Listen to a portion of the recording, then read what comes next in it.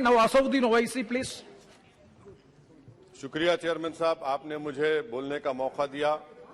मैं इस तहरीक अदम एतमाद की तायद में खड़ा हूं जिसको टीआरएस पार्टी और हमारी पार्टी ने दिया, जिसको स्पीकर साहब ने कबूल किया। सर, मैं 11 पॉइंट आपके सामने रखूंगा जो मैं बताने की कोशिश करूंगा कि क्यों हम इस तहरीक अदम एतमाद की तायद में और मोदी हुकूमत की मुखालिफत में खड़े हैं। सर, हालिया दिनों में हमारे मुल्क में ट्रेन में एक वर्दीपोश दहशतगर्द ने अपने सीनियर मीना साहब का कत्ल करने के बाद ट्रेन के कंपार्टमेंट में जाकर नाम पूछकर, चेहरे पर दाढ़ी देखकर, कपड़े देखकर उनको कत्ल कर दिया और उसके बाद उसने कहा कि इस देश में रहना है तो मोदी को वोट देना पड़ेगा। मैं हुकूमत से जानना चाहूंगा कि क्या ये अक्सरियती तबके की एक्सट्रीमिज्म और रेडिकलाइजेशन की बेहतरीन मिसाल नहीं है, और अगर है तो फिर हुकूमत इस पर क्या करेगी। सर, हमारे आइन में, संविधान में लिबर्टी ऑफ कॉन्शियस को लिखा गया तमहीद में, यानी जमीर की आजादी का जिक्र किया गया है। मैं हुकूमत से और खास तौर से वजीर आजम से जानना चाहता हूं कि कहां गया इस हुकूमत का जमीर, कॉन्शियस जिसको अंग्रेजी में कहते हैं, जब नूह में 750 इमारतों को बगैर ड्यू प्रोसेस फॉलो किए उनके इमारतों को मुनज़्ज़म कर दिया गया, और इसलिए कि वो मुसलमान थे, पूरे के पूरे इलीगल थे। इसीलिए पंजाब की हाईकोर्ट और हरियाणा की हाईकोर्ट ने कहा कि ये एथनिक क्लेंसिंग है। इसकी एक बेहतरीन मिसाल है उस हुकूमत की। तीसरी है कि इस मुल्क में एक नफरत का माहौल, बल्कि एक आतिश को पैदा कर दिया गया, मुसलमानों के खिलाफ नफरत का माहौल। ये 9 साल का इनका ये कारनामा है।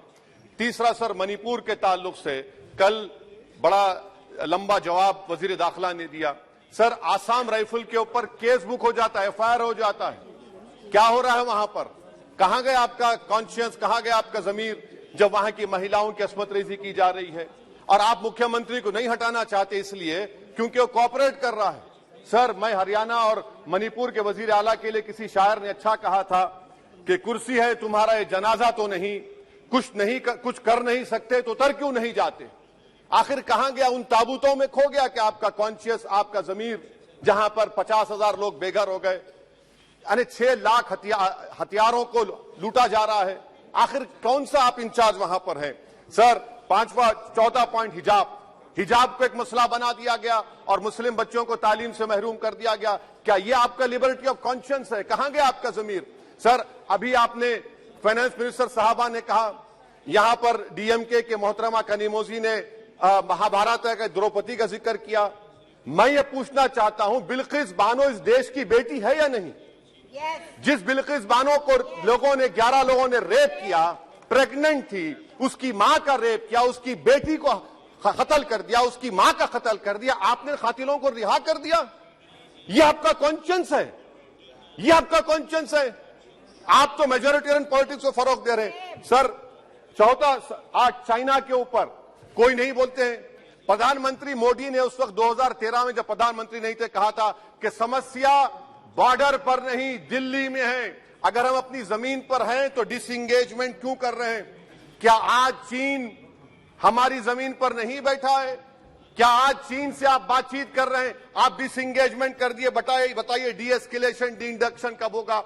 मैं आपके जरिए से हुकूमत को बता रहा हूं कि अगर प्रधानमंत्री ने अहमदाबाद में शी जिनपिंग को बुलाकर झूला झुलाया था, क्या हुआ? क्या नतीजा निकला उसका? चेन्नई दिखाया, क्या नतीजा निकला?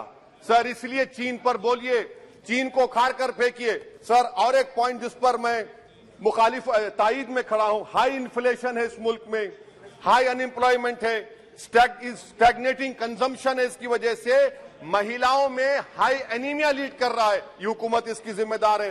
सर, कुलभूषण जाधव कहां है? पाकिस्तान में बैठा है, आप क्यों नहीं लेके आते? आप विश्वगुरु कहते हैं, कुलभूषण जाधव को भूल गए आप। कतर में 8 नेवी ऑफिसर 1 साल से जेल में हैं, आप नहीं ला सके उनको। सर, और एक चीज, 1991 का प्लेसेस ऑफ वर्शिप एक्ट इस ऐवान में पास किया गया था कि तारीख के जख्मों को नहीं खुरेदा जाएगा। आप खुरोद रहे हैं उनको। मैं आपको इंतबाह दे रहा हूं, वार्न कर रहा हूं, इस मुल्क को 90 के दहे में मत लेकर जाइए। 91 का एक्ट सुप्रीम कोर्ट में जवाब दीजिए कि आपकी हुकूमत 91 प्लेस ऑफ वर्शिप एक्ट की कायम है, उस पर कायम रहेगी। यूसीसी, सर, इस यूसीसी का फॉर्मूला क्या है? एक मुल्क में एक मजहब, एक कल्चर, एक जबान। ये तो डिक्टेटरों का फॉर्मूला है।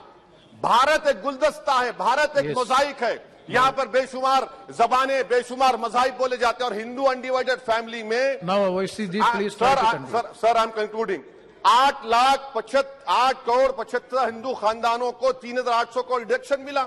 इसके बारे में आप क्या कहेंगे सर? और मैं कंक्लूड करने से पहले आपको बताना चाह रहा हूं कि माइनॉरिटी वेलफेयर का बजट 40% कम कर दिया गया।